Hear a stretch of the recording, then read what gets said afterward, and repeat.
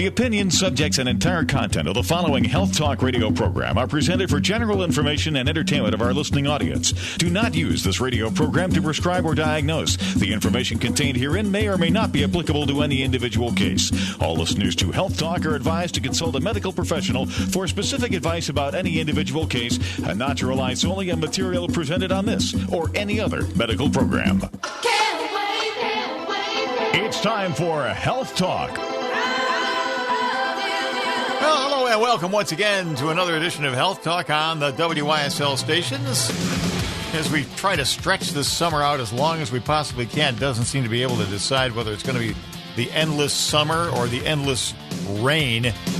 Go through alternating bands of each. But anyway, we soldier on here on Health Talk, and I'm Bob Savage, joined in studio by Dr. Ralph Viola from Eyes on Rochester. How there you doing, go. Bob? Yeah, look at the uptake there, folks. How's it going? Not too bad. Yourself? Having a good summer? So far, it's been good. Well, so far, I better get hustling because there's not that much left of it. Yeah, exactly. Yeah. Right. Meteorological summer supposedly Another ended week or so, right? 21st. First of September. But the actual physical end of summer is 21st, I think. And we have Dr. Paul Sussman. Hi, Bob. Good to be here. From the Center for Cosmetic Dentistry. Everything up in Greece under control? Yes, everything's running smoothly. All right, very good. At least from my end. Okay, good. Keep the deer out of your offices up there. Yeah, I know you had a little adventure with that once. Yeah. That's a different location. But anyway, there's a lot of deer out there. So let's move on here to our monthly visit from URMC Noise Health, Controlling Your Pain, headlining this edition of Health Talk with a return visit from Dr. Chirag Patel from Noise Health. Hey, Dr. Patel, how's it going? I'm doing well. How are you guys? Having a good summer? I'm having a great summer. Excellent. Great. Riding around that sports car with the top down? I wish I could. I've been really busy. Yeah. It's fun. It's been a good summer, though. All right. So what's the latest from, and I quote from the press release here, your thriving pain management practice? So, I mean, we've been really busy. I mean, we've expanded to 2 other locations. We are now in Wellsville. I'm there 1 day a week. I'm also in Hornell 1 day a week. I have a new nurse practitioner that has joined my practice, and we're seeing patients 5 days a week. So it's been a blessing. Great. We have our security guard is letting us know that somebody's here. Hang on. Hold on. Eli, relax. Okay. I think we've got. I think the deck is clear now. We had Dr. Odell, our next guest, was showing up, and Eli's never seen him before, so he was letting us know that he was there. Sorry about the interruption. So I gather that your new affiliations are with Jones and with St. James, right? As part of the URMC. We've been there for a while. The person that was there prior to me was there, but I just basically reestablished the clinics down in that location. It started about a year ago in July, and it's been progressing ever since. I'm sorry, you said you're seeing patients 5 days a week at all 3 locations? So yeah, I mean there is a person in the clinic pretty much 5 days a week, either in the operating room or in the office.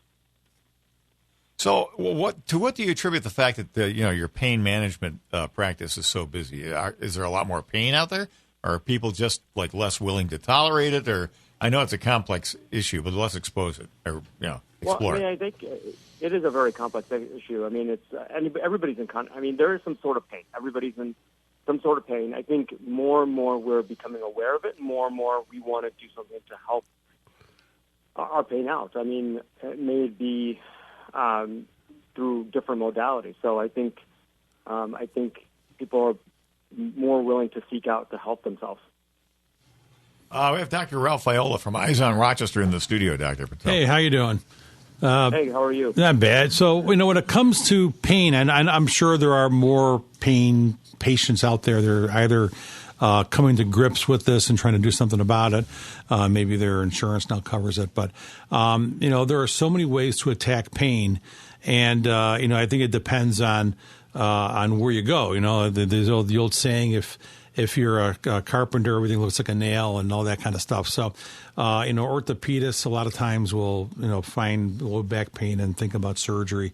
But anesthesiologists think about, taking care of the nerves and numbing them, that kind of thing, and usually lean more towards injections, much less invasive things than other specialties. So I'm assuming that's what you're doing, because that's what I think most anesthesiologists do. Would you agree that the way you approach it with the occasional injection, that kind of thing, it's less invasive, it's less potentially damaging, and still maybe as effective as some people that go in for a total like lower back surgery or something like that? Well, I think it's a great stepping stone into it. I think it's a great way to start. Yes, I mean, is it less invasive? Sure. Is it? I think, in a sense, it is a great way to start. There's many ways to start with pain management, but yes, I think it is a good start, a great start to. It would be great to start that way. Did that answer your question? I guess. I think so. I think, for a lot of people, that all they've heard about the last, say, 20 or 30 years is I have back pain and I had this operation and it didn't work, or I'm in worse pain now than before, and I do another operation. And I think that scares the pants out of a lot of people, And if they know there's an opportunity to go in and just get an injection, if it didn't work, well, then you didn't do much anyway. You didn't change the body or anything. They didn't go through a surgery and healing, all that kind of stuff. And if it worked, well, then they got like relief for, I don't want to say for free. It's not free, but for less physical stress. Okay, less on the body from an operation or something. I think it's a great way to start that. And now that we know this is available, it's being more widely done. That may be why we're seeing more pain people, because now they're coming out of the woodwork, the ones that were afraid, that thought that all they had to do was surgery. No, that's a good point. I think that's a great way of looking at that. I mean, yeah. I think I think you pretty much hit it on the nail, like the carpenter. There you go. Yeah, everything looks like one, after all. Dr. Chirag Patel, pain specialist with URMC Noise, with us here on Health Talk for this month. Dr. Paul Sussman. Hi, Dr. Patel. As a dentist, over the course of my career, pain management occasionally, comes into play. And, although I do dental implants and, some surgery procedures, and managing postoperative pain for that, when I first started practicing, it was commonplace to prescribe narcotics and for short-term pain management. But now we try and steer away from that with, the nonsteroidal anti-inflammatories and, Tylenol, as opposed to using a narcotic. And, do you think that, some patients, they say, "Oh, I'm going to need something stronger," even though, basically we're, encouraged not to use anything stronger than that. What are your thoughts on that as far as short-term pain management? What's the best approach? So in the short-term pain management, that's where the opiates were really indicated for, such as dental work, such as fracturing an arm or a leg. We start with the anti-inflammatories. We start with Tylenol. We go with a short course of hydrocodone. But yeah, advising the patient that the opioids would not be used for long term. It's not beneficial for it. Trying other alternatives such as ice or other modalities that are out there. I mean, I don't know what other modalities you could try for dental work, but but short courses of anti-inflammatories are great. And if it really need be, a small dose of pain medication, but nothing longer than that. I mean, a couple days at least, but nothing longer than would be suggested. Yeah, and that's where we got in trouble, was where short course of narcotics led into long-term narcotics, right. And then hence where we got into the opioid crisis. So, Yeah, it's like Mother's Little Helper from the Rolling Stones. Yeah, Mother says, "Doctor, please, some more of these." Outside the door, she took 4 more. And it was 1965, so nothing new under the sun here, I guess. So Paul, I have to ask: is you still get a lot of requests for nitrous oxide? For nitrous oxide? Yeah. Oh, some, not a whole lot, but that's pretty benign, and that is as soon as the patient leaves, they're fully completely aware. recovered. Yeah, exactly. So, but yeah, we do use that occasionally. So how are we doing with the opioids and the addictions to prescription drugs as a general rule, Dr. Chirag? Have we got a handle on that? Because that was an explosive problem for a while.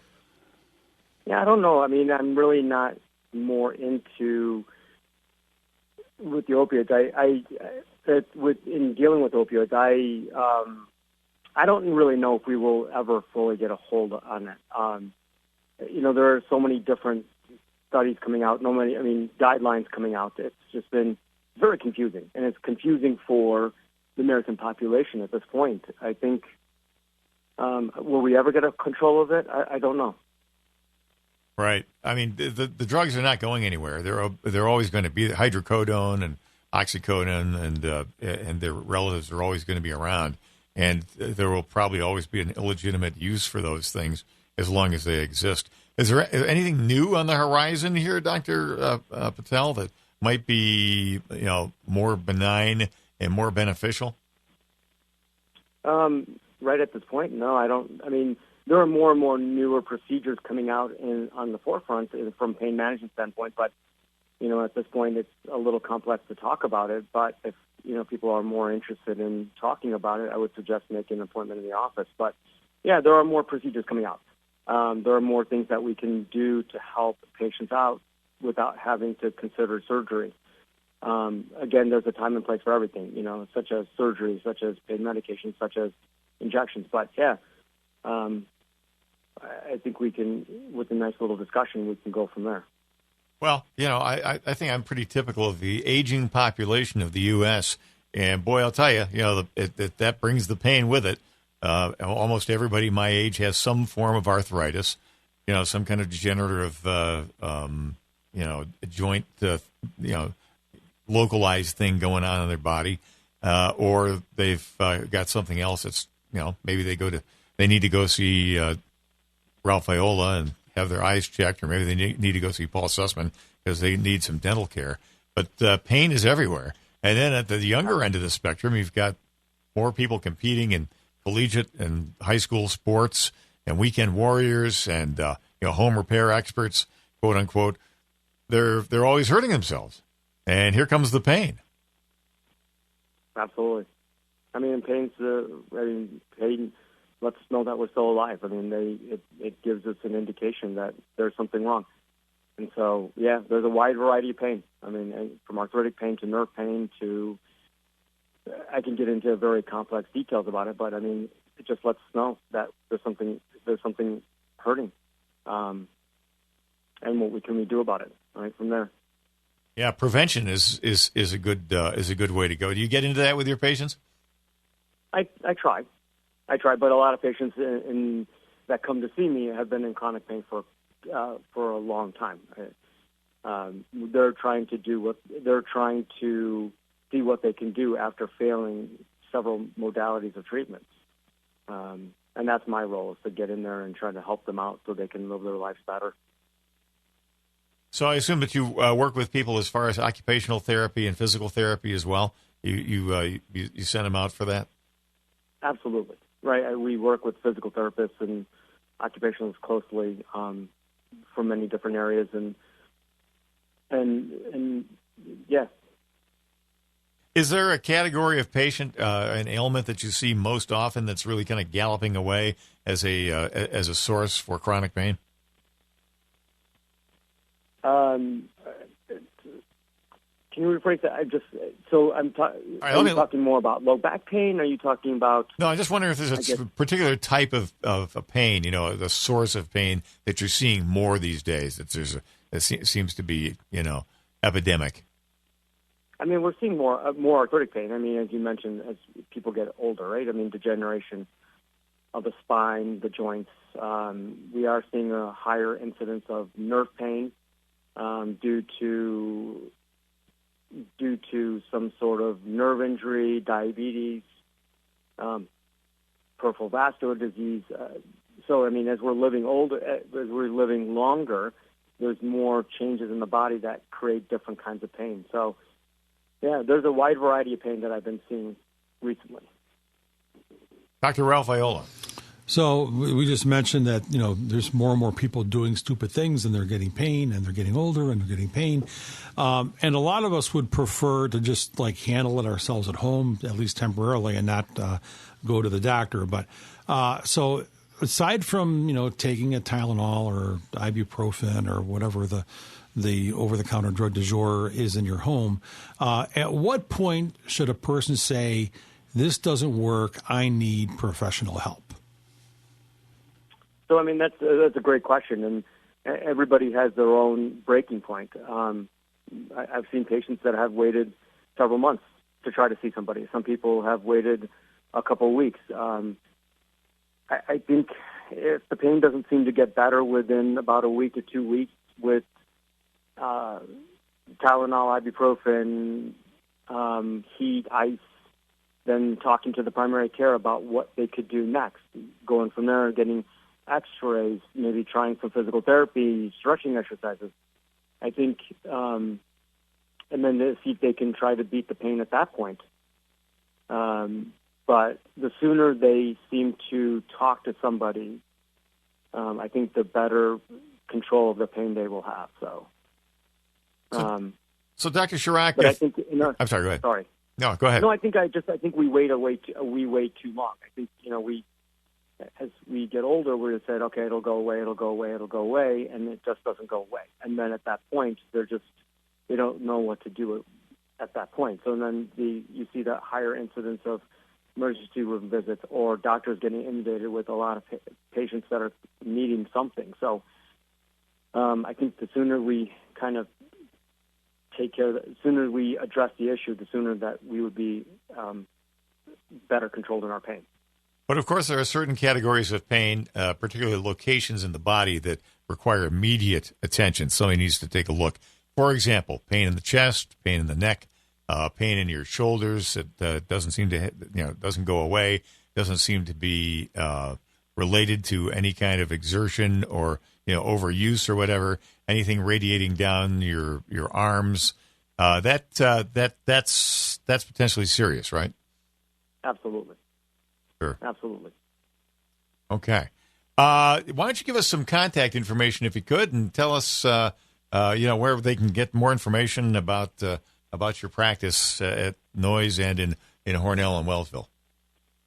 So, in regards to contact information, I think we have a phone number at 585-243-0150.